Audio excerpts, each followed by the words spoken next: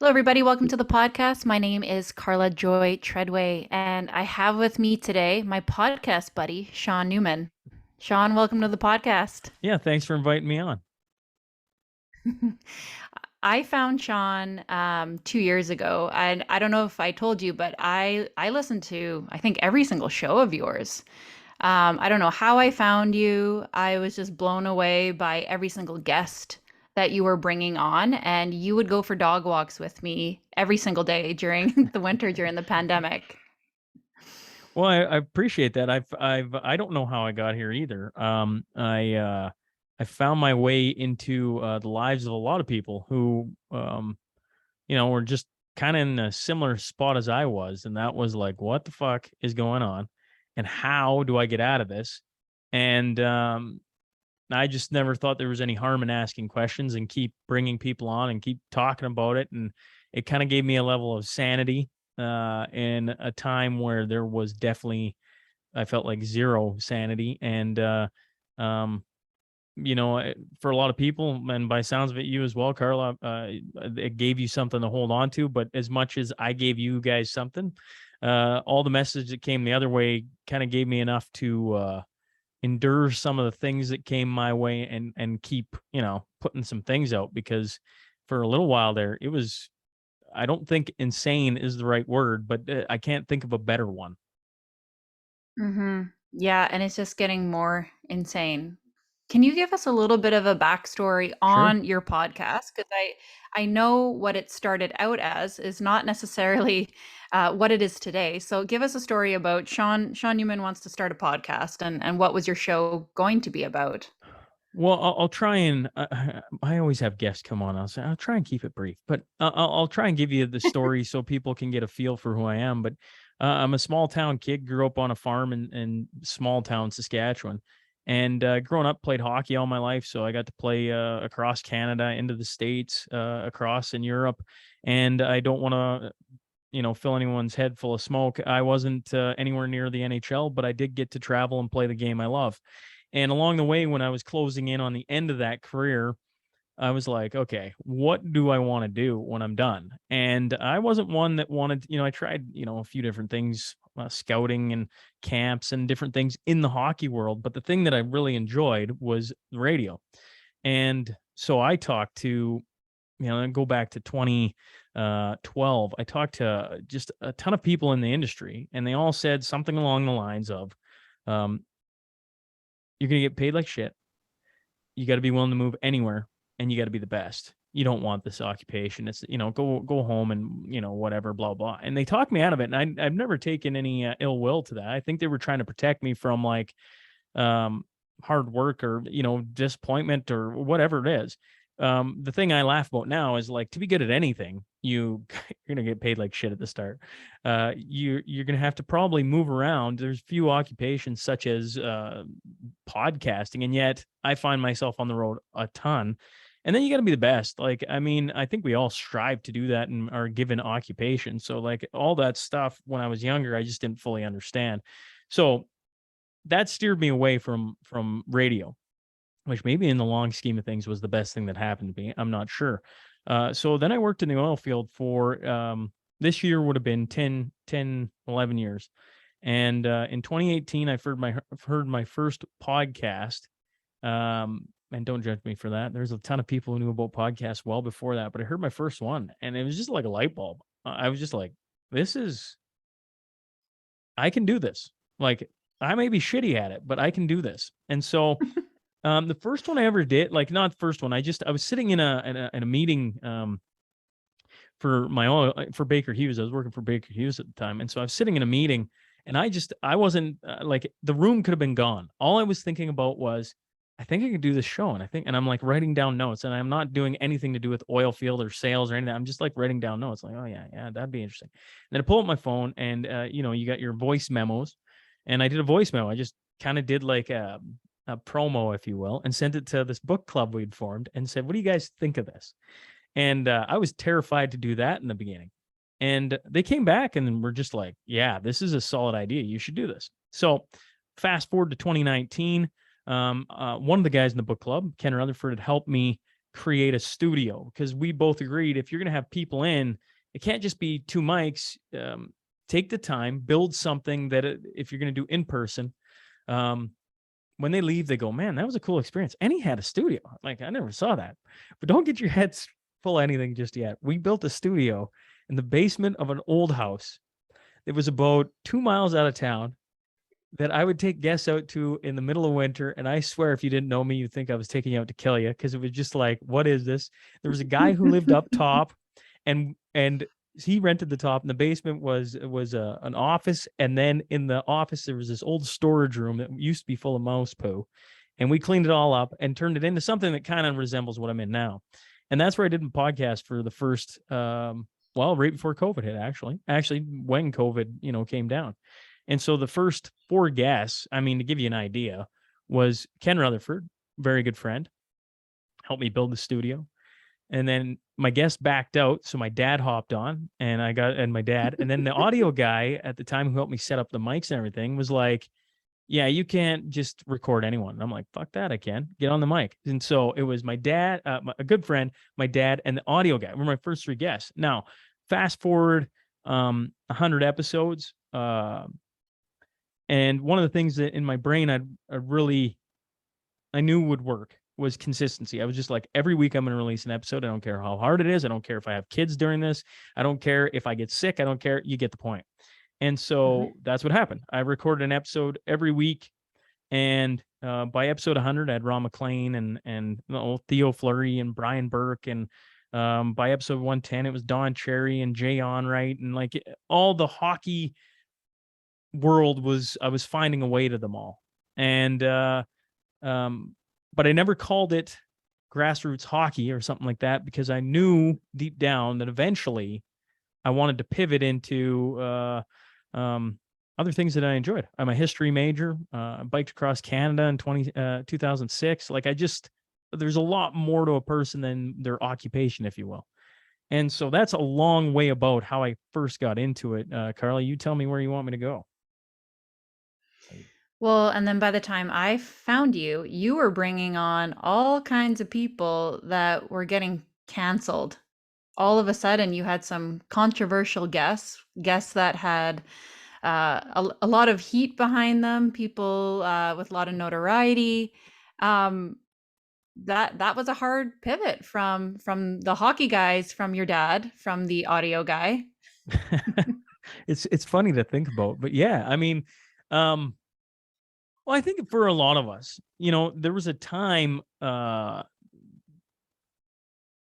between the summer of 2020 and the summer of 2021, because I was a late bloomer. I interviewed some people and they knew about it summer 2020. They were like, this is bullshit. And I'm like, I wouldn't put me there.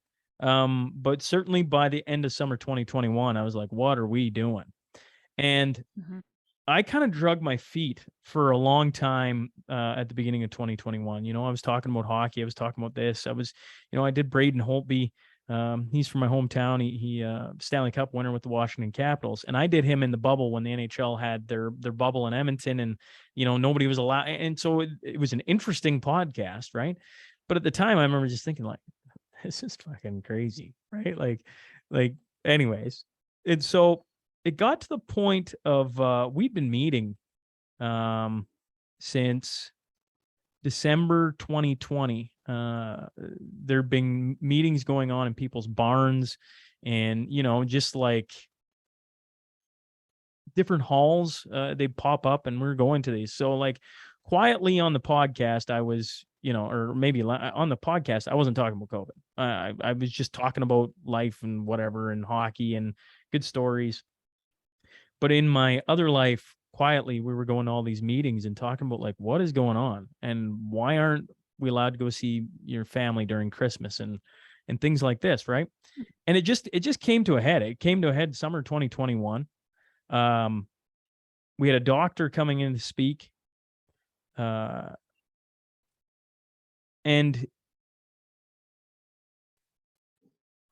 I listened to him, and I went, you need to come on the podcast. What you need to do. You just, his name was Andrew Liebenberg, and he was from South Africa. He's a young guy, 40s, didn't have his He wasn't a citizenship yet.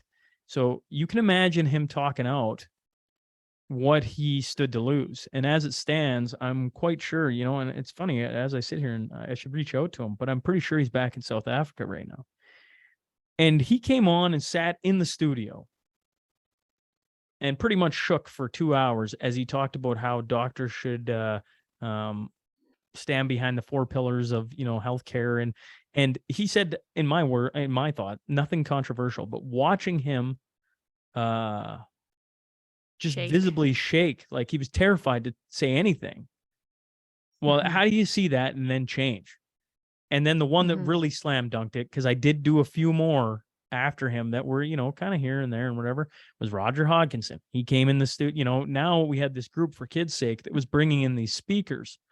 And anytime we got them in, I'm like, well, let's do it on the podcast. I'm like, we can get, even if people can't make it, we'll get 200 people in a room or 150 people in a room, and it's great. But on the podcast, now you're talking to whoever wants it. And if they enjoy it, they just share it and it'll spread like wildfire. And geez, didn't we see that from a lot of different platforms over the course of COVID? So Roger Hodkinson basically yelled at me for an hour and basically said, you got to stop two-stepping this. Like you can't like you just got to sometimes just walk right into it. And Hmm. I can't, for the rest of Roger Hodkinson's interview, I can't really remember much, but those words really resonated with me. And after that, it was like, okay. And after that, it was like a hard 180. And I didn't talk anything but COVID for probably like close to 100 episodes. Like it was just like, we're going to talk to this. And it culminated in going to Ottawa. And I think for most people, the trip to Ottawa was like, yes, this is it. Like this makes sense. So this pivot kind of it started off as a way for you to do some sense making. You're like, what is going on in the world? I just need to hear the other side because clearly we weren't hearing the other side. You were kind of hearing it in private with these meetings, starting to get inklings that something was going on. And you're like, hey, I have this show. I have a great opportunity to bring on the other side so I can actually maybe hear some different opinions because yeah, just something doesn't feel right. I mean, the whole world felt that. The everybody in the back room was talking, if 8 to 10 people got vaccinated, which is roughly where it was in Alberta, maybe a little higher, maybe a little lower, it doesn't matter. It's somewhere in that range. Those same 8 to 10 people would sit in the back room. These are grown men and talk to them. And they'd be like, yeah, this doesn't make sense. And one by one, they get vaccinated and their brain would go off and they wouldn't talk about it anymore. So one of the things about doing on the podcast was it gave me the avenue to talk to people who were still like, this doesn't make any sense. And they were smarter than me. I have no doubt about that. Like these are doctors and lawyers and professors and people who are studying this from abroad and like very, very smart people. And I just asked them really simplistic questions because I was just trying to grasp at it. And once I started to understand, like, okay, I kind of get what's going on here. It made sense to watch tons of friends and family talk one way about it one day, and then the next day can be completely the other side and not want to even broach the subject. And like you're going crazy and whatever else. And you're like, I don't think so. Like I just don't. I think you've made your choice and now you're just moving on to the next thing. And that's what I witnessed over and over again. The podcast just came back over and over as just like a lifeline. Like Danielle Smith's elected in Alberta, right? The day Hmm. Jason Kenney said it's a pandemic of the unvaccinated, I had her on the show after like maybe half an hour after he said that. And I got people freaking out. And when I bring her on, everybody thinks she's going to say, yep, go get vaccinated. And instead she doesn't. And that just, like blew up. I hate to use words like that, but you can imagine tons of people were thinking, oh, here's Shaun. He's going to finally come to his senses. And instead, Shaun brings on Danielle Smith, who's now the premier. And she's going, no, I think this is the complete wrong approach. And I'm like, thank you. Right. Like this is, anyways, it's hard to think back, Carla, on the last,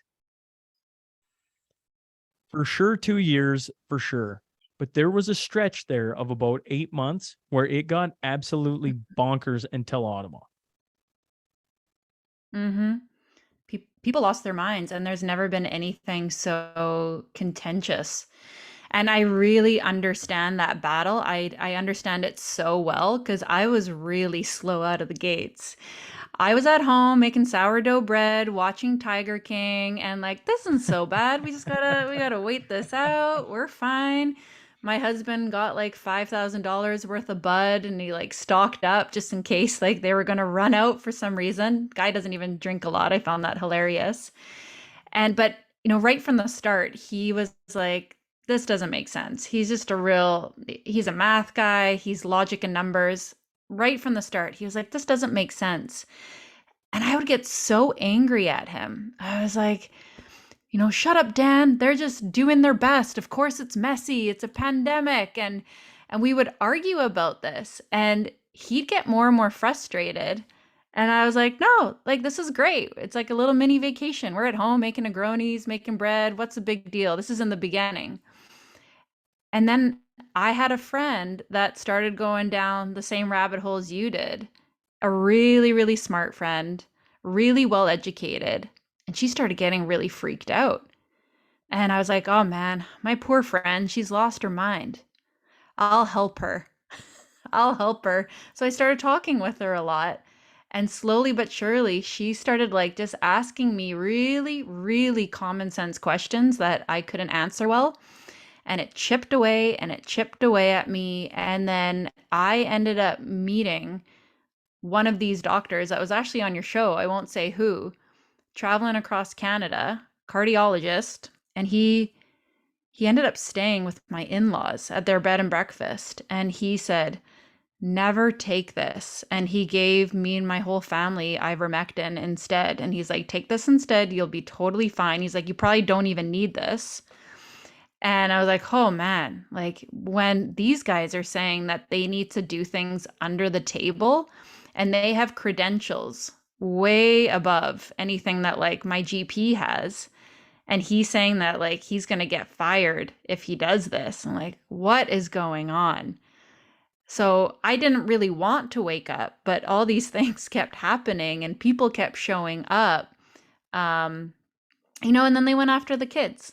Then my kids started coming home from school saying that they didn't need us to sign anything to get this experimental injection. And I was like, wait, what? And my brain just short circuited in that moment. And then I went full steam into, I spent a whole year doing nothing but freedom fighting, helping the convoy, helping different political organizations, different grassroots organizations. And it's all I could think about during that year. And that's when I was listening to your show.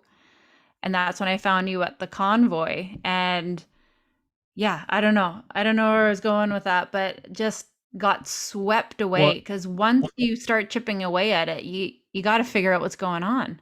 Well, and everybody has their line. For a lot of mama bears, you do anything, and same for dads. I think you do anything to protect your family. So when they said line up, take a shot, and we'll move on with life, I fully understand why a lot of people are like, oh, that totally makes sense. When they started doing some weird things around kids, you could see every parent start to think about like that doesn't make sense, and I equate it to people, it doesn't matter if you love, hate guns, but what the government's trying to do with guns, right? The buyback program. Alberta balked it. And then in the last, what has it been, 3 weeks? 5 other provinces have now balked it, right? So you got like this little coalition forming. And I'm like, if it can happen at the highest form, the same thing can happen at the lowest form. And the lowest form is, just the individual person. And I don't mean it as low as anything. I just mean like the simplest form, right? So when you come back, there's so many of us that have the same thought, right? Like when it comes to kids in school, or, when you talk about them having kids be able to consent, right? Like we all read that. We're all like, that doesn't make any sense. Just nobody was willing to, like, back then, and maybe even now, maybe I'm just a little bit immune to it because, after you've had, and I just laugh when I think about this, but Peter McCullough came on, just a side little short story here. Peter McCullough came on and I wanted him to calm down everybody running to the vet's stores and everything, getting horse ivermectin. Like I literally was like, brought him on And I was going to bring it up, and I thought for sure Peter McCullough was going to go, you know what? Don't take horse ivermectin. And he did the complete fucking opposite on me and was like, actually, horse ivermectin's perfectly fine. You got to get your Same doses right thing. because blah, blah, blah, blah, blah. And I was like, oh my God, I'm spreading horse ivermectin. Like, what am I doing? Right? Like, fuck. You're like, I'm gonna be canceled for sure. Oh, like, oh man, you know, and I'm like, but that's why I asked the question, right? Because, you know, I live with cattle people, and they're like, of course you can take horse ivermectin, you dummy. And I'm like, sure, right? And they all understood. And I'm like, I'm just like, there's gonna be some poor guy who goes now and like takes the bottle and just, you know, and just causes himself a world of hurt, you know, because I heard some crazy stories on that side too. But I come all the way back, and it's like, uh people, like, sticking your head up right now is I think is easier because everybody's waiting for somebody to do it, and more people are doing it, so it's easier to see like, oh, there is a group of people here, a tribe or an army or whatever you want to call it. But in those early days, nobody wanted to do it because you were seeing doctors get picked off. You know, like, I remember interviewing Julie Panassi and her, like, a professor talking about ethics, and she's gone, and you're like anyone who stands up against this is gone. And I'm not saying it's easy right now, just that there's enough of a wave push, like, enough of a pushback, and you can feel it, you can see it. There's so many people talking about it. It's like, yeah, they're going to come yell at you, but they're going to yell at you anyways. So you might as well Mhm. stick to your guns, find out what you actually believe in, draw your line somewhere. It doesn't matter. It doesn't have to be the same as mine or Carla's. Just draw it somewhere. Like, this is the line. They can't come across it. And when it gets touched, you'll feel it. And then you have this moment of where, shit, now what?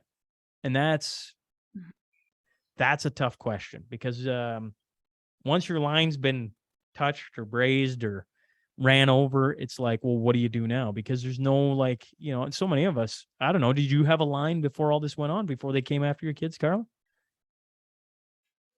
I mean, my line has always been, I guess, integrity and honesty. Like, I don't have problems talking about uncomfortable issues. And I think it stems back from actually just teaching yoga. I never understood why people would have like a physical pain and wouldn't do anything about it. I'm like, no, you can do this and this and this, and then it'll feel better. And it might be like temporarily more uncomfortable and it'll be work, but then like you'll be good. And I never understood why people wouldn't just like sit with the pain, address the pain, make it better. And that's kind of the way I am with like coaching or podcasting. I'm like, nothing's off the table to talk about. So I guess my line was that there was no conversation. That's why I had to start a podcast. There was no conversation allowed. You weren't allowed to talk about the things that were uncomfortable. And when it came to my kids, I didn't come in guns a-blazing. I wrote really intelligent, kind, and respectful emails to teachers, principals, school board members, politicians, with like links to like evidence, and not just like crappy evidence, like medical journals. And I'm like, here are my concerns. Can you show me your evidence? Because this is what I'm seeing. Can you please show me your evidence that saying that my kids need to get this in order to go to school? Because I was really scared at that point that they were going to make them just to go to school. And I was met with dead silence on like no one would engage with me. And then when I started going on this platform and being louder about it, or on social channels, I couldn't like, I got some heat. I remember in like the early days dropping into a mom's group saying they don't stop transmission. And the women came at me, hundreds of them, just attacking me, calling me stupid, that I'm a bad person, I must hate their disabled children. Like, they just like, raw. I was thinking about that yesterday. I'm like, I should drop back in there again and just leave a little ha. I was right from day one, y'all. I don't know if that answered your question, but yeah, my line is just integrity. And everyone in government and in public health are completely out of integrity, and that really Mhm. burns my bridges. Yeah, it's I don't know. I know so many people that work in the nursing profession or doctors or and I just even government now, like being around that that murky world. And I I might be naive to think, but I just go, I don't think they're all bad people. I just don't. I think the system is set up in a way that somehow or other there's a lot of pressure put on all those people from somewhere above, and it just comes down, and they, uh, they're probably just like a lot of people just want to show up 9 to 5 and not have to make the hard choice. And or a Yeah. couple times, I mean, like for Alberta nurses in particular, right? Like if you didn't get vaccinated, you lost your job. Like that was Hmm. to me. I just I go back to that.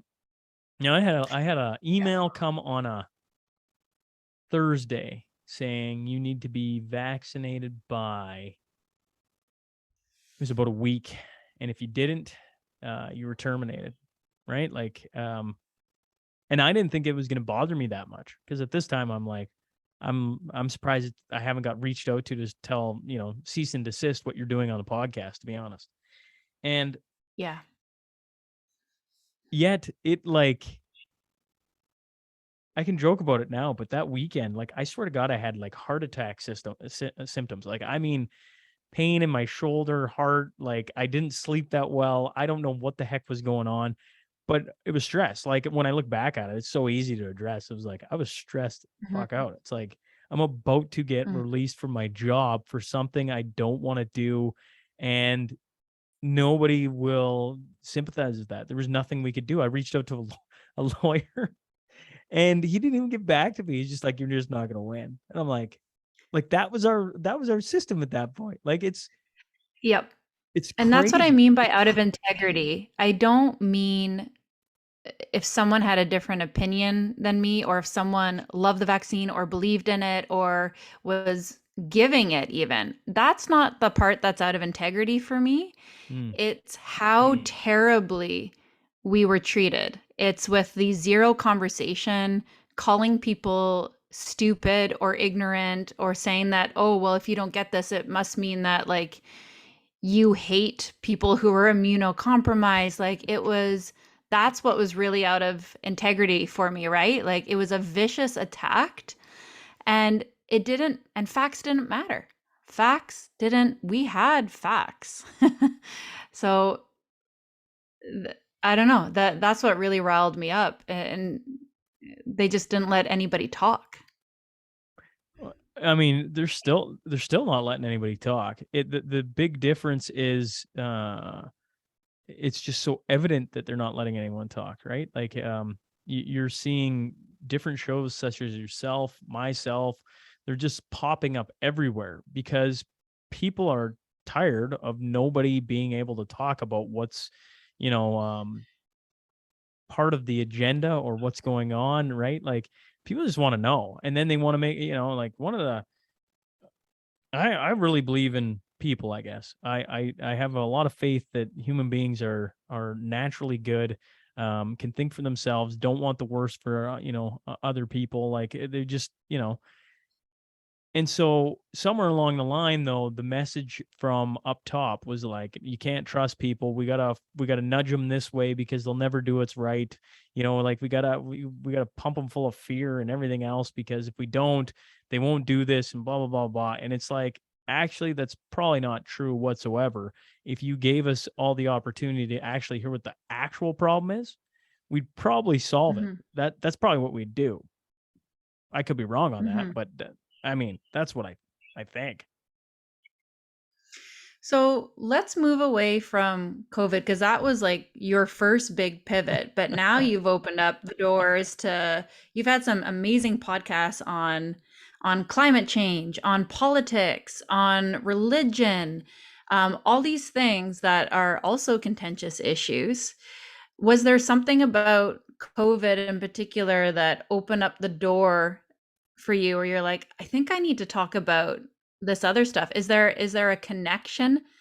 Is there like, are you like you said, like you're trusting people, and that there's not actually like sinister agenda going on, but it definitely opened up a doorway to like these other areas. What are you seeing? Um, so I would say that COVID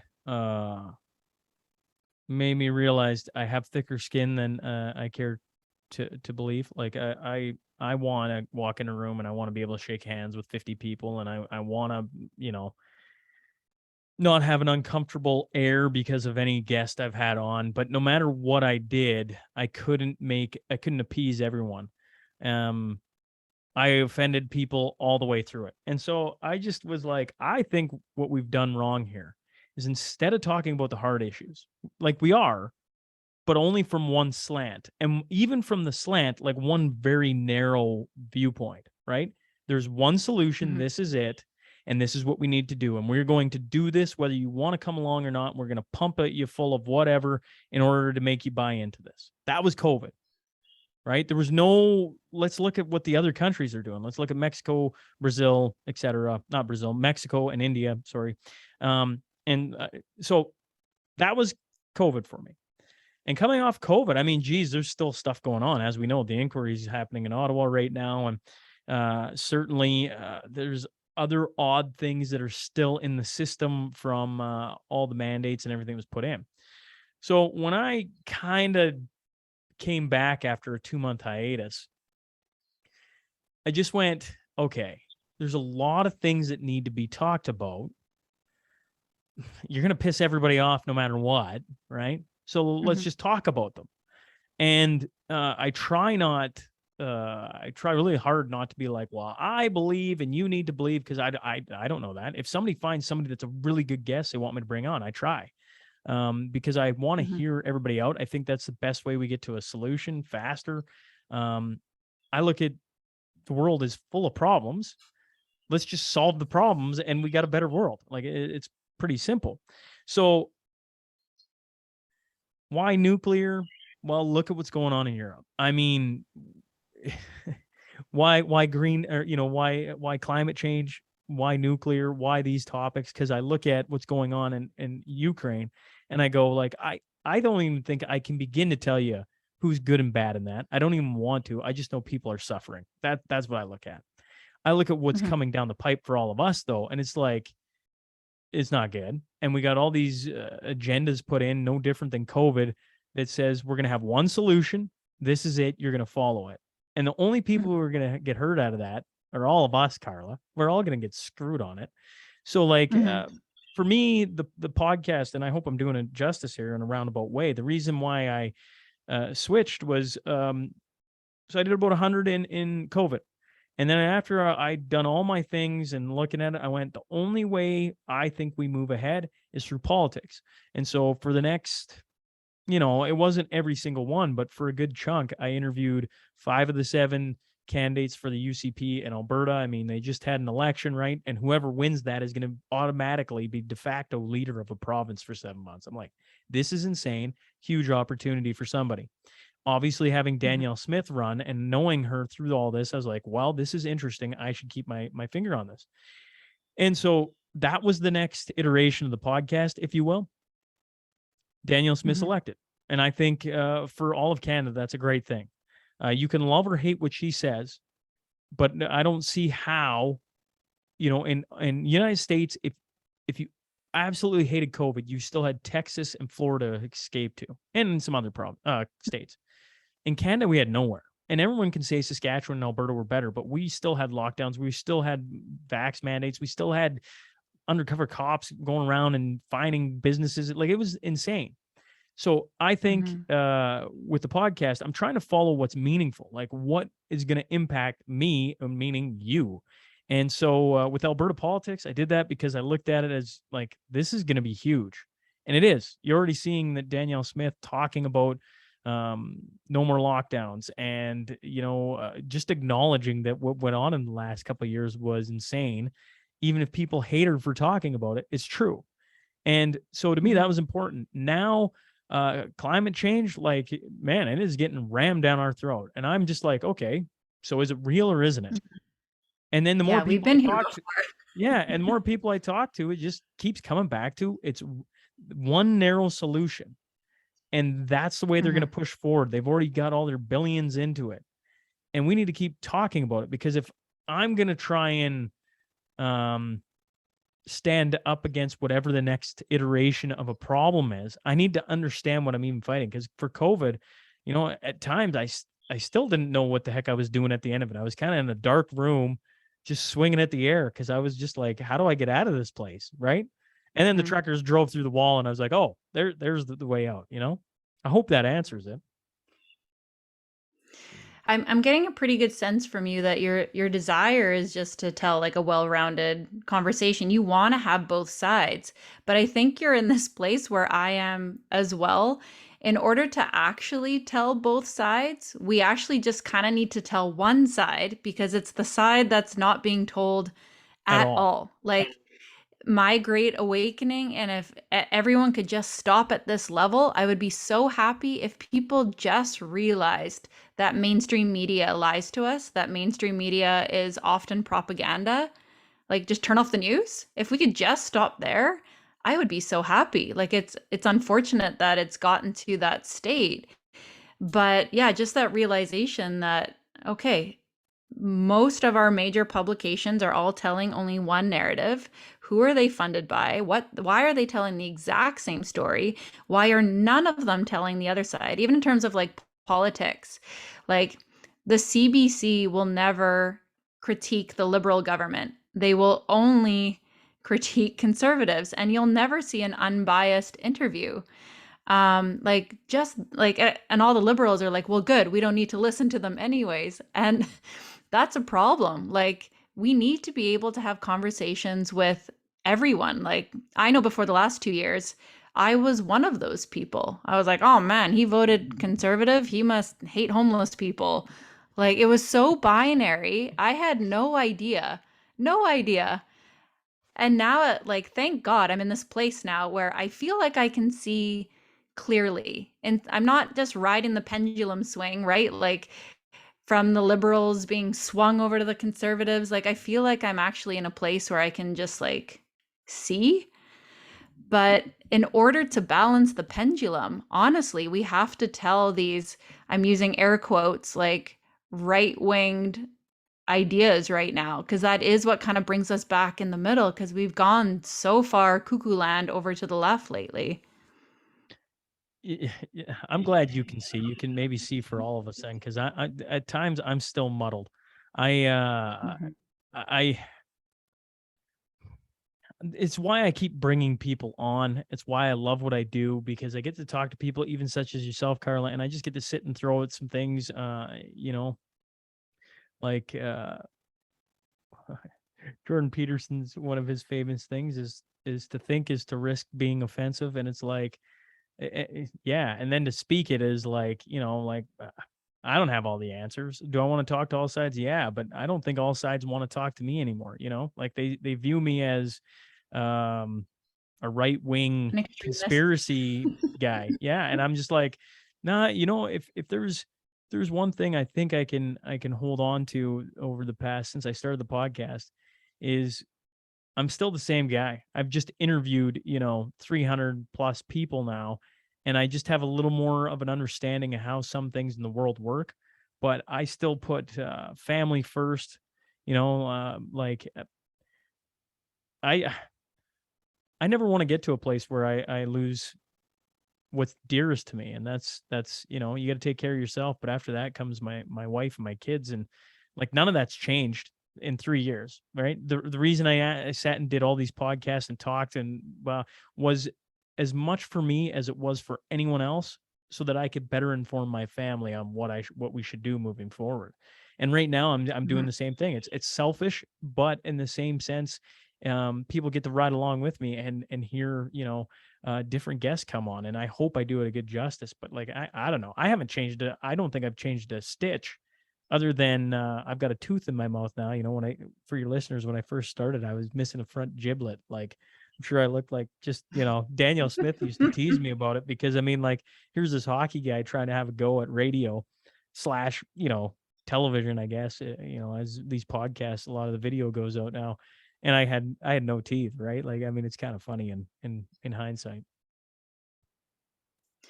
I mean, you're doing what we all need to be doing, which is putting our values over a need to be perceived a certain way, or putting our values before belonging in a certain identity group, because this is where we actually lose our humanness, is when we're like, well, I am a liberal, so whatever the liberals do, like, I'm on board, or I am a conservative, and they make that mean something about them more than who they are. And that's why we're in the pickle that we're in. You know, you hear things like, well, I trust So why science. why Or why is that? Is that because people are so busy? Is it because of social media? Why is that?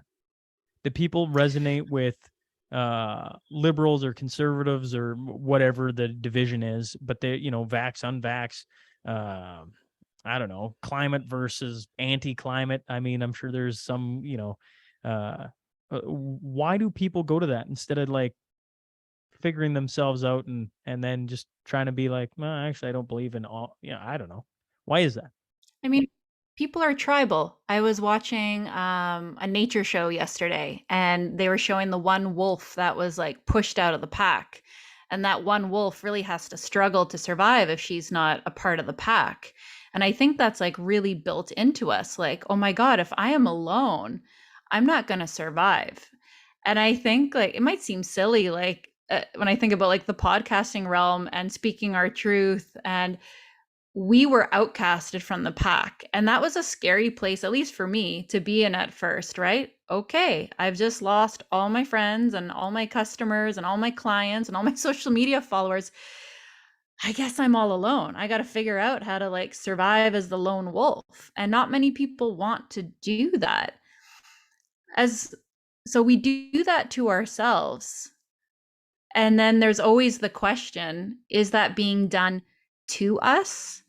And that's where like the conspiracy brain can get a little crazy, right? But definitely if people aren't, we would be a really big problem in Canada if we actually united as Canadians, which is exactly what happened at the convoy, which is why it was such a problem and why they needed to beat everybody up, because that is what we did.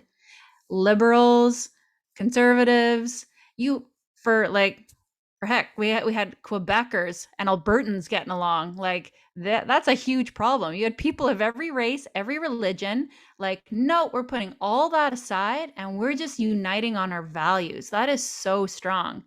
And it's so much better if they can have us bickering and fighting about politics and religion or gender issues or whatever the thing is, because divided, we are weaker.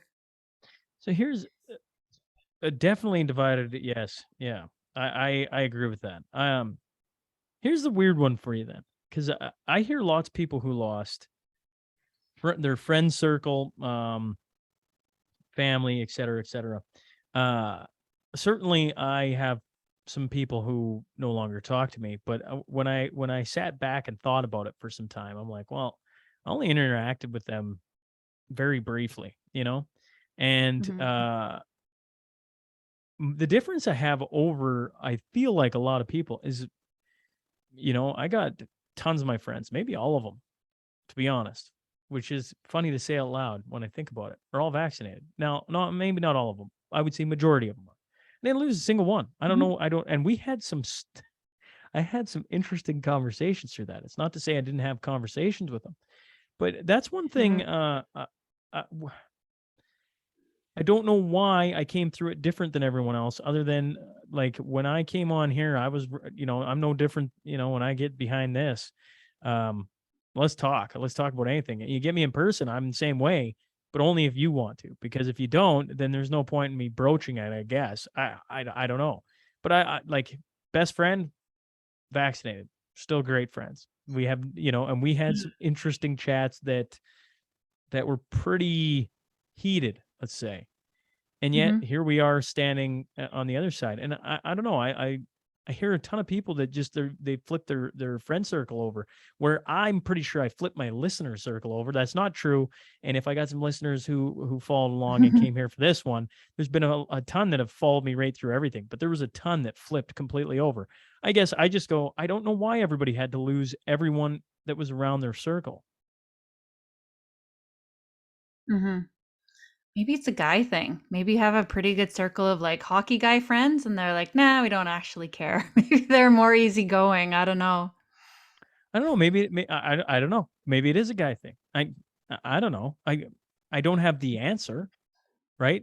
I just never Mhm. stopped talking to any one of them. I I uh I definitely did not agree with all of them, and I thought some of them were complete and utter morons. But I don't know. I Mhm. it's interesting. Anyways, I don't mean to bog us down there. Hmm. Yeah, I don't have any. I don't have hate for people. I think everyone just kind of lost their minds there for a little bit. So you're in this new place now, this more open place where you're like, I'm just gonna see what shows up for me. What's showing up for Shaun Newman these days? It's strange. I was saying to before we started,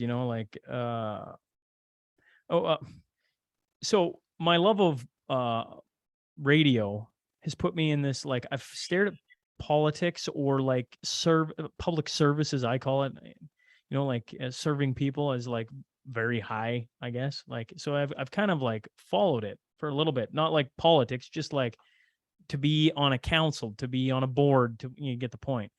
So, anyways, as I get interviewing more, obviously politics has kind of presented itself to me, and I've stared at it. And so, like this morning, I had before I even hopped on, I had a message about, would you be willing to run for this position? And within like 2 minutes, I had and I haven't even followed up on either one because I'm kind of got to just take some time to think about either one, right?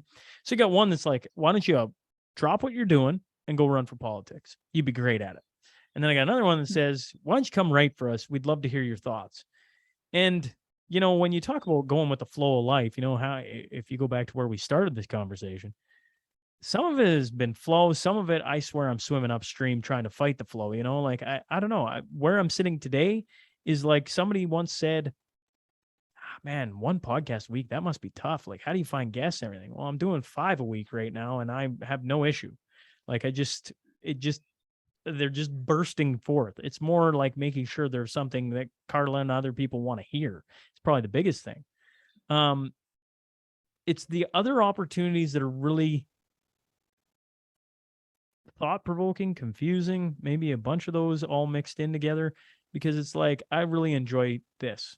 I like being on your side. I like having Carla on my show, right? And picking your brain and learning, and I never want to stop learning. I want to continue to like evolve that way, I guess, in a sense, and like just bring on really smart people that talk about their experiences. And because there's so many nuggets in all of that we all need and can help, maybe I hit nobody on your podcast. Maybe I hit one person, and we both know that's all it takes. Like, you just need one. And that's what happened with so many guests that came on mine. It was really cool to watch. And some of them hit me and some of them didn't hit me, and they'd hit other people. So right now, I don't know that if you know you get more of an eloquent way of saying this, or maybe you can articulate it better. But sometimes when you slow down and just stare at what's coming in, you can start to see opportunities that are presenting themselves. And I'm at a little bit of a crossroads because I've been doing the Western Standard roundtables now. This week will be number 7, and I'm doing them for 8 of them. So I have 8, so 2 left to go. So 2 weeks, a little honestly like 10 days, and then they're done. And I got to go talk to the guy who runs Western Standard, and I don't know if I want to do them. It sounds hilarious to say out loud because like it's a huge, Hmm. not a huge platform, but it's a big platform, right? That I'm a part of. And if I continue to work at it, I could probably be really good at. And I don't know if that's what I want to do. And I don't know. The flow of life is like, sometimes the universe will do things where it's just you cannot ignore it. And Hmm. sometimes when I try and force my hand is where I put myself in these situations where I'm kind of like, do I even want to be here? And so some I'm almost waiting for the universe to just kind of like be like, nope, this is probably where you should go. And I'm just kind of waiting right now, or maybe I'm drifting along in the flow because I mean, like, uh, I got fantastic interviews coming up. Really excited for it. But there's other things at play that I don't even know what to do with. Does that make at all sense? It does, and I think it's both and. Like I've always done workshops on dharma, like fulfilling your purpose. And in like these old books, they talk about like what's the path being laid out for you. And what's confusing about that path is sometimes it's easy. It's like you get the perfect phone call at the perfect time, the right person comes in and just like doors fly open for you. And it's super clear. And you're like, well, I guess I should do this. And I'm excited to do this. And I like this. So perfect. So there's that. And that's wonderful when it happens. But then there's this other thing that also happens where there's like something within you that wants to come out, and your brain's like, I don't want to do it. Don't make me do that. I don't want to do it. Like for me, it was speaking out. Brain was like, heart was like, do it. Brain was like, no, no, no, no. And I have learned through the years, and I shared with you this book. We should maybe lead into the story about how we met too, where I've just made a conscious decision to surrender to the flow of life. What's going to come up? And sometimes it's really easy and fun things, and sometimes it's really uncomfortable things. But I know now from experience, you just keep saying yes to what's showing up for you. I mean, it requires a certain level of self trust, right? Is this actually something shitty that's going to be a lot of work and a waste of time that I shouldn't do? Or like you will know that, right? There's a Yeah. deep inner knowing. And so like when the convoy happened, I got this phone call out of the blue from people I had never met, and they're like, "Hey, do you want to help the Trucking for Freedom crew? They need help." And I was like, "Yep."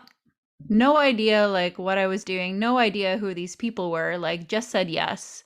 That led to like me meeting all kinds of amazing people. That led to all kinds of different work opportunities, led to the podcast. Like things just kind of started spiraling once I kind of got out of my own way and what I had planned.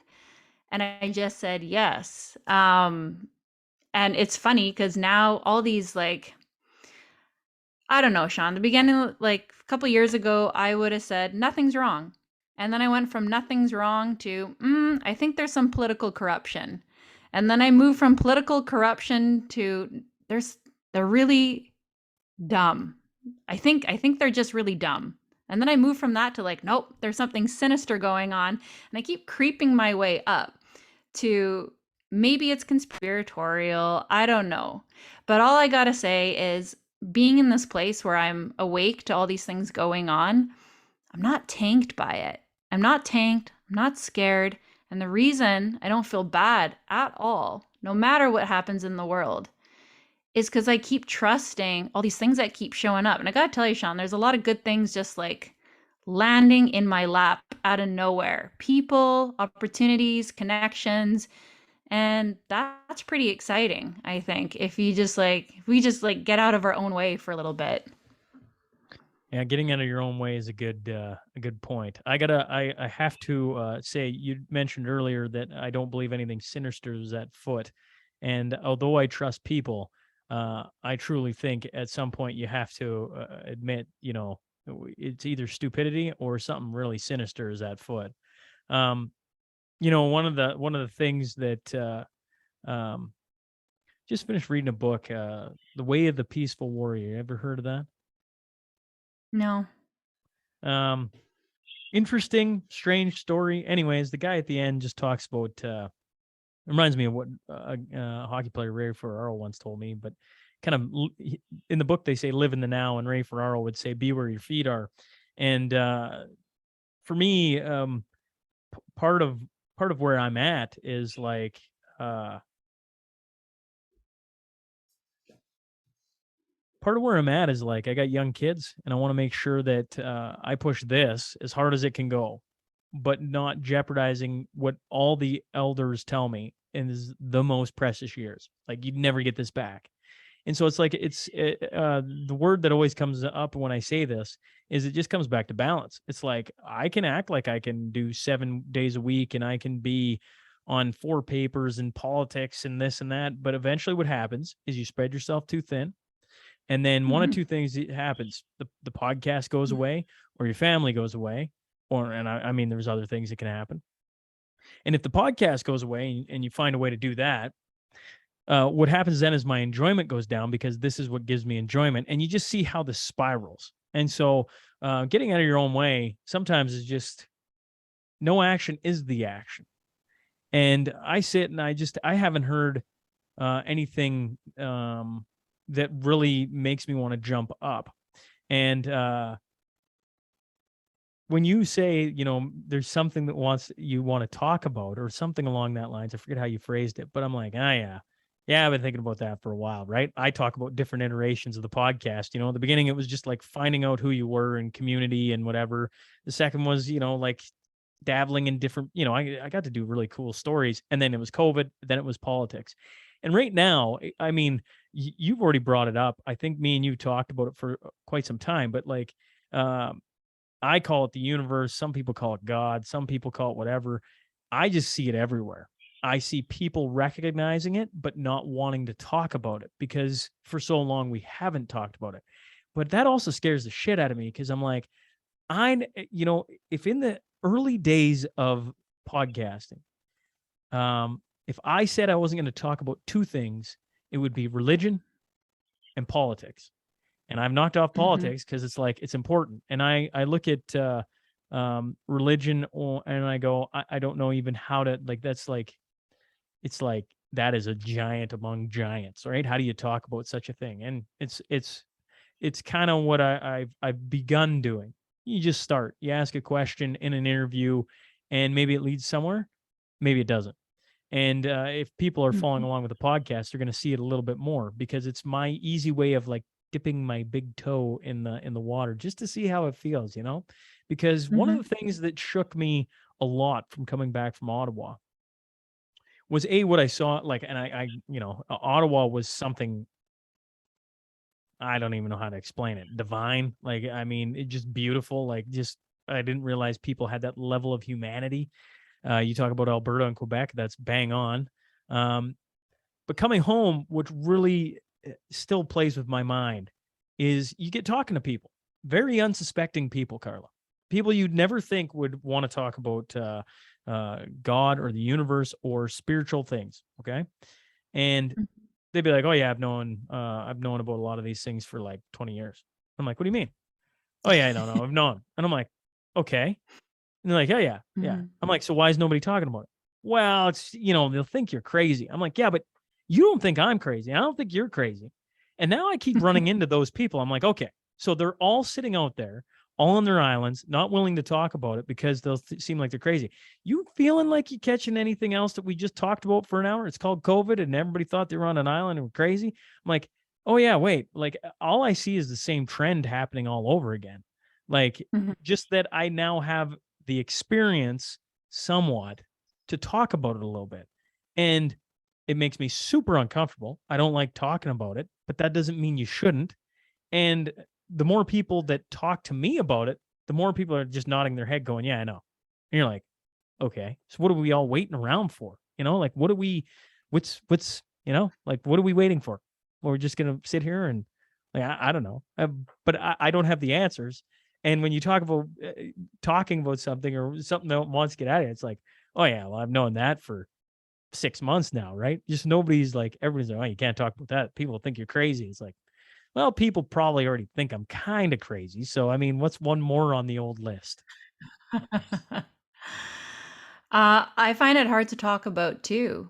And I haven't been a religious person as an adult. And during the convoy, just a lot of weird things were happening. And all of a sudden, a lot of people around me started talking about those very same things. And I started to feel something in me that was helping me be fearless. Like I was noticing all this darkness, but then I was also seeing and feeling like, we'll just call it light. I was just feeling that. And this kind of brings me to where, like, I think it's kind of wild how you and I met, because I was listening to your show.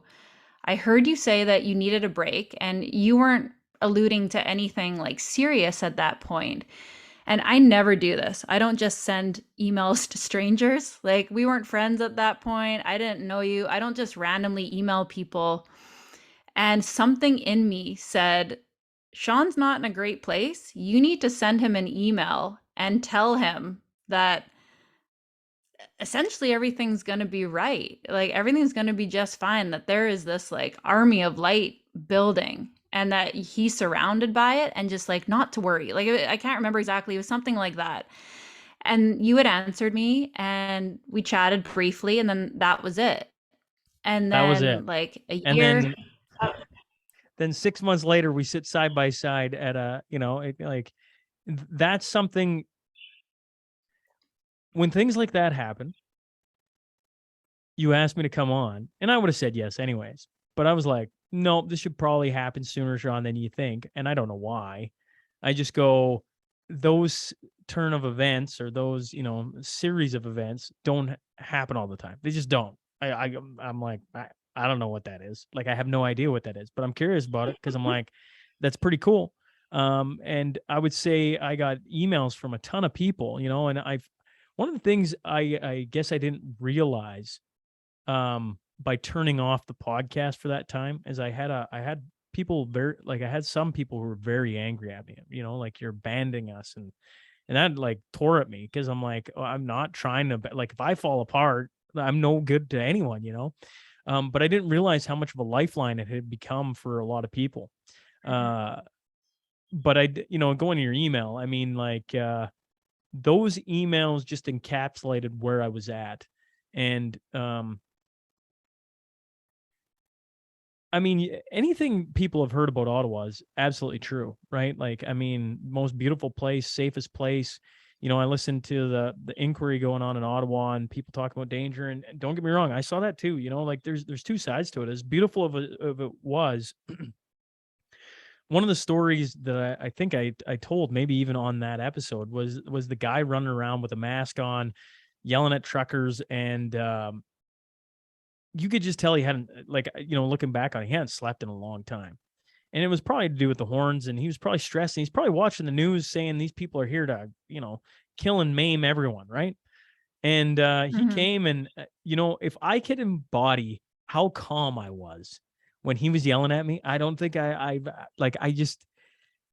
was so happy, giddy, just sitting there singing Bob Marley, I think, and he comes up, and I just wouldn't let him leave. He wanted to keep leaving, and I just kept pulling him in with like a little snarky remark, but that wasn't that snarky.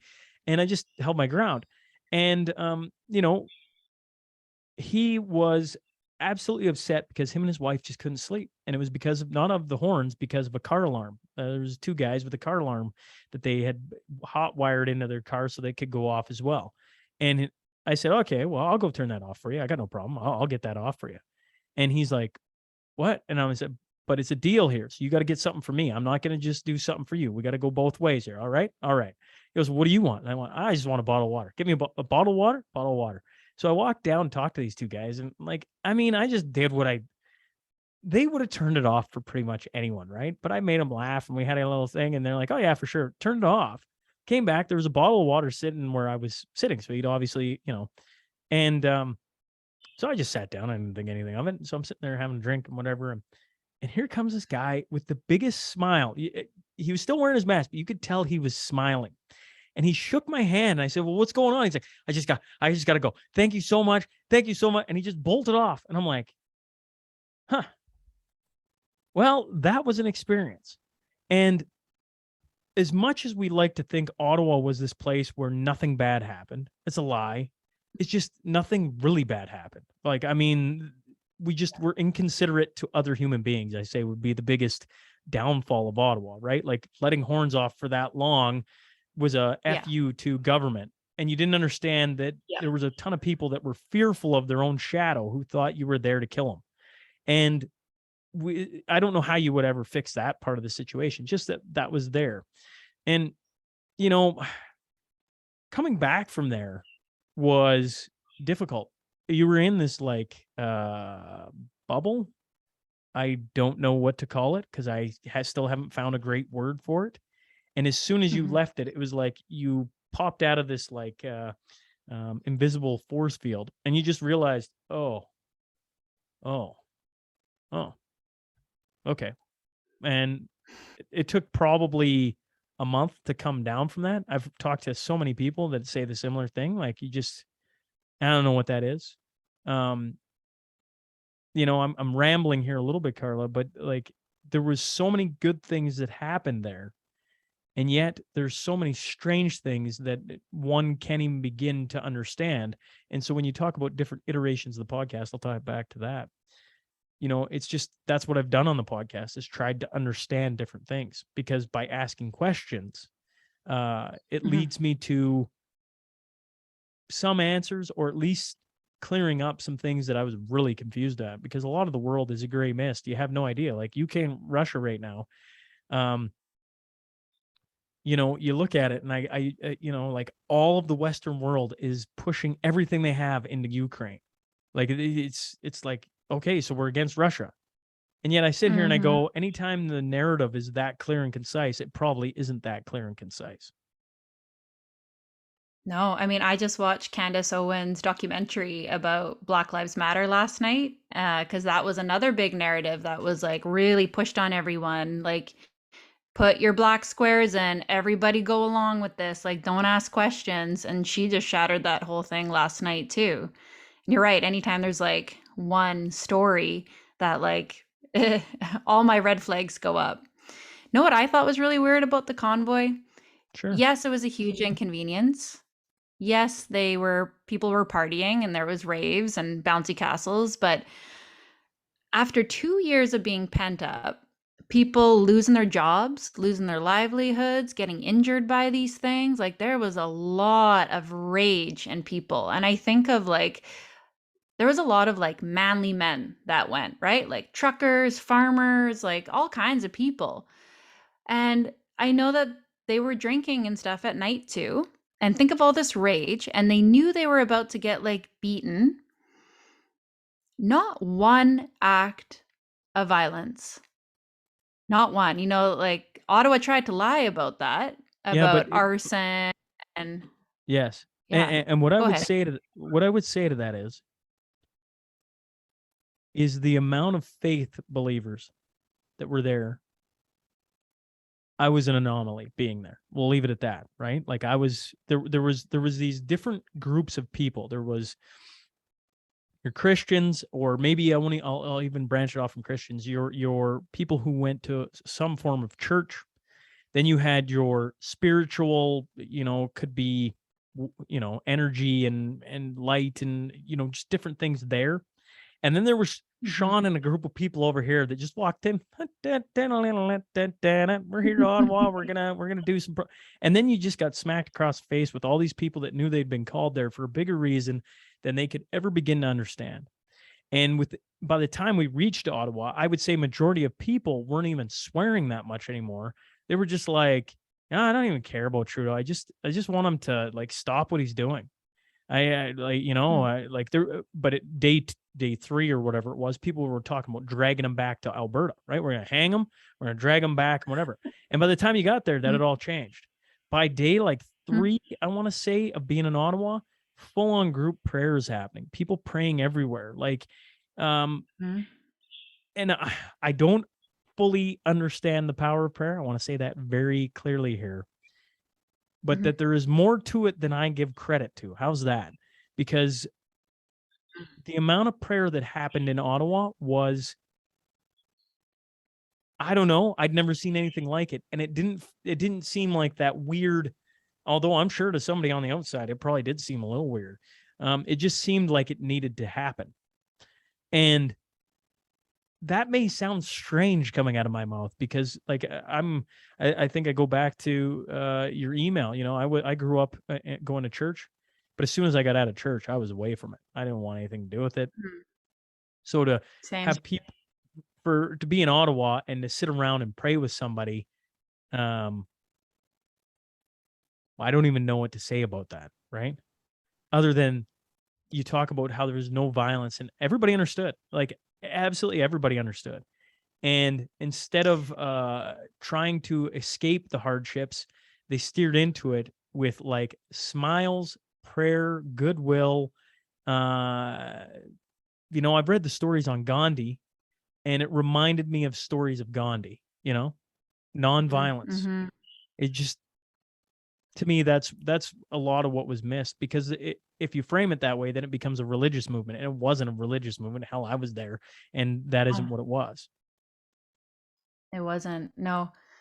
And they were met with violence. They were met with people in their face swearing and spitting and freaking out, and then eventually beaten, and they still didn't reciprocate with violence. Like, something magical happened there. And I'm in the same boat as you. I don't know what that is. I think it's really exciting because whatever it is, it's real and it's good. And I don't know, maybe that's just a good place to be from now on. Like, I'm just Have trusting. have you ever had a spiritual experience like that, Carla, where it's just like, what is that? Yeah, many, many. I'll give you one example. Same as you, dragged to church as a kid.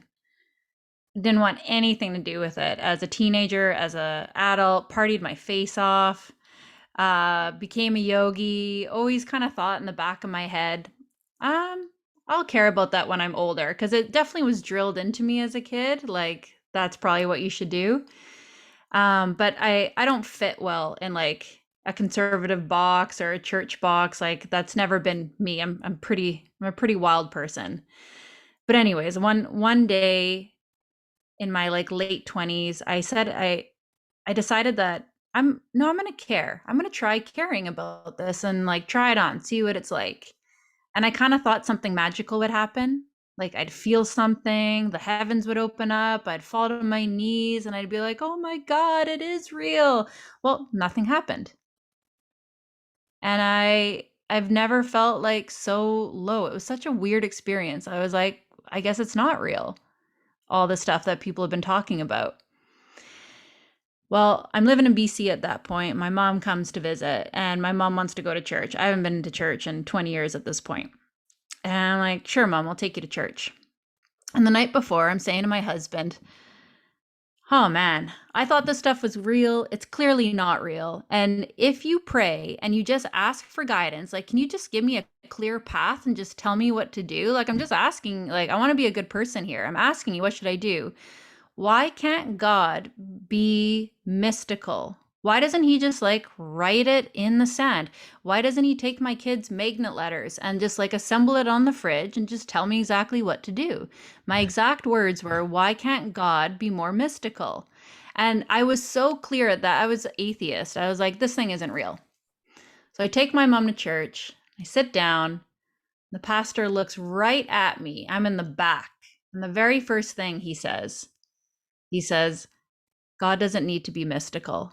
He's in the everyday small acts that you see every day." And I felt like a lightning bolt from him to me. Like, it felt very real. And Shaun, I still right now don't know where I stand. I still struggle with like religion, dogma, all these things. All I can tell you is there is something there that's that's It's a funny real. it's a funny thing though, like you ask for it, you get it. Like, I mean, what's somebody will do the absolute math on that probability of that happening, but like it's like you felt it, you seen it, and you go, hmm. Like, I literally asked for something and he just slapped me across the face, so to speak. And it's like, yeah, but I Mhm. still don't know what I think about it. And I'm not trying to Yeah. tease you, because I'm the same way. It's like, so why, like, I'm sure it's a what? coincidence. Yeah, Yeah. you go like, well, is that the best you got? Like, it's like, Mhm. why do we need more? And yet we do. Like, I just, I Mhm. uh I just find that like super curious, because it was Kid Carson who I listened to one of his, and he had this whole story, and then he talks about, and I'm doing this very poor justice here. I suggest people go listen to the Kid Carson one. I think it's with Wardell, the actor, and he talks about a shard of glass being stuck in the Bible after he gets in a car accident, and like this all this stuff that's surrounded it. Right? And I'm like, oh, did you start reading the Bible then? He's like, well, no. And I'm like, well, what do we need? Like what do we Uh, need to the real? Bible literally shaped your life. It's like, what do we need to know? Like, yeah, there's more to it. Or are we just so uncomfortable with that notion that, well, that was interesting, but I'm just going to move on, or I'm not going to think too deeply about it, or I'm going to whatever, like it's such a strange attribute of human beings that we get Mhm. given not exactly what we asked for, but kinda. And then we're like, but Well, and here's why I'm not talking about it, and it reflects like my own weakness. As tough as I think I am, oh, I'm super authentic. I can talk about anything. I've gone through the political stuff. I've now gone through the medical stuff.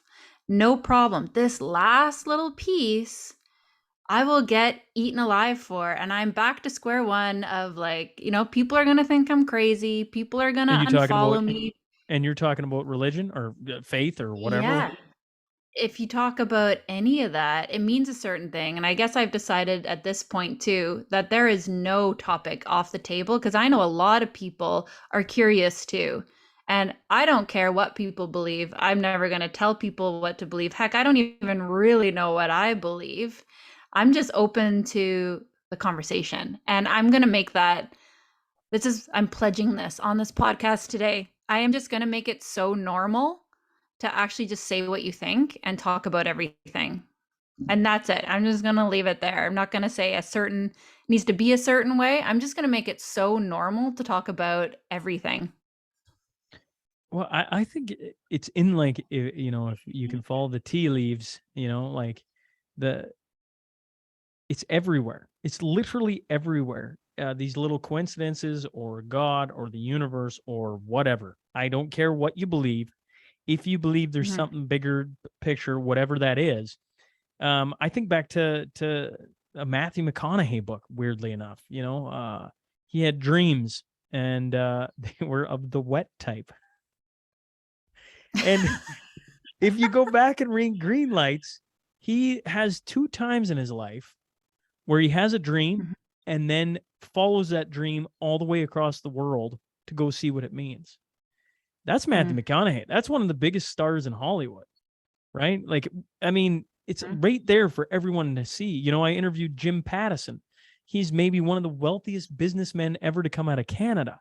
And he has a story in his book where 2 kids were healed in front of his eyes, and he followed up with it for like, I can't remember what it was, 3 years. He went to a tent revival, like one of those preachers out, and they brought kids Mhm. up that couldn't, and he followed up with them. I'm like, it's sitting in front of everybody's eyes, and yet we don't want to talk about it, or we don't want to acknowledge it, or I don't know. To me, it's like, I actually don't know. I just, for me,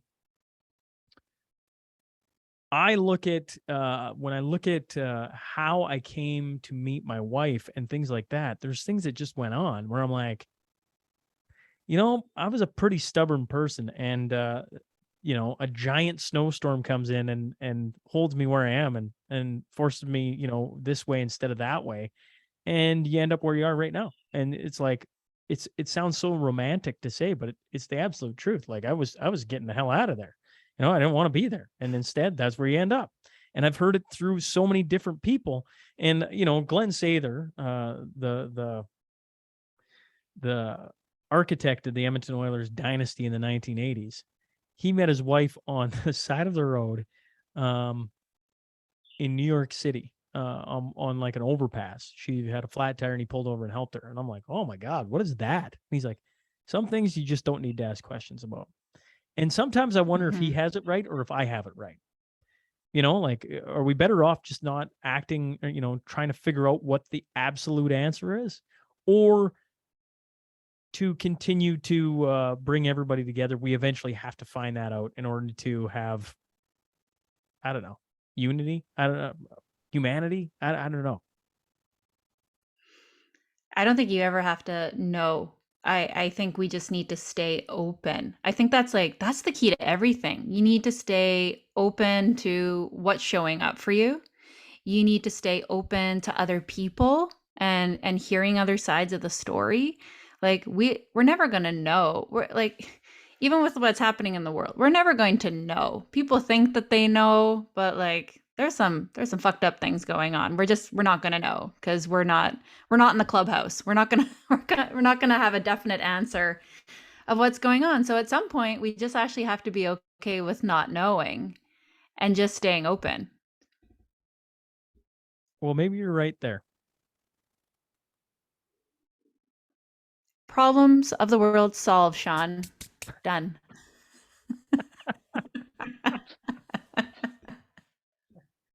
We're going to agree to not know. We just don't know. Don't listen to us. We don't know. I definitely don't know. I just ask questions. Keep asking and we'll see where I get to. I'll be one hell of an interview when I'm 80. I have two serious questions to end this podcast. Okay, fine. One, this is really important. When you're doing a Zoom podcast, are you professional waist down or only waist up? Or do you have like hockey pajama pants on right now? Damn. You know what? It's cold out here, so I actually am wearing jeans. You know what? But normally I am totally professional waist up. I'm always walking in flip-flops and like shorts. People always stare at me. I'm like, I have the coolest occupation under the sun. But I'm like, literally nobody sees me. And sometimes the studio gets a little toasty in here. And I've had guests, me and a couple other hockey guys have like stripped down the boxers because it's like nobody cares anyways, right? So I always kick. One of the things I do here is I kick my shoes off. It makes it kind of feel like home. I got carpet, so I always have just sock feet. So I'm pretty unprofessional, or I don't really care. That's just what the podcast is to me. So that's where I'm at. I think that's gonna be my question for everyone. I know when I'm coaching, it's usually like a blouse and then shorts. It gets hot in here too, so there'll be something really funny waist down going on. Well, if Okay, I my ever second come question. if I ever come back on, Carl, I'll make sure that I prepare and I have some funny shorts on just for the get. Anyways, Some good Canadian PJ bottoms. If you could interview anyone on your show, who would it be? Jordan Peterson. I am putting back out into so I had two goals. Okay. I keep saying this story. I keep waiting for something to just smack me across because I've tried and Jordan Peterson is a tough get. Okay. So I had two goals for 2022. One was go full-time. April 1st, that happened. Full-time podcasting. To all your lovely listeners, it is the best. I never thought I could be this happy and enjoy life this much. It is the best. Number two was getting the guy on that made the podcast become even a reality. And that was Jordan Peterson. Jordan Peterson has changed my life like so many others. I read his first book and it just articulated in a way things that I'd been struggling with and I didn't realize it for so long. And the idea of doing a podcast comes from Jordan Peterson, but comes from the mindset that he helped develop through reading his book. So like, to me, he's my only other goal I had for 2022. We're slowly running out of time. It's October and I'm like, if it doesn't happen, I'm not going to lose any sleep over it, but I would love to pick his brain because he is a mind that, doesn't always get it right and certainly says some things that people, he says some things that even I don't agree with, but his general message has not saved my life, but maybe, if I went to the extreme, maybe it has.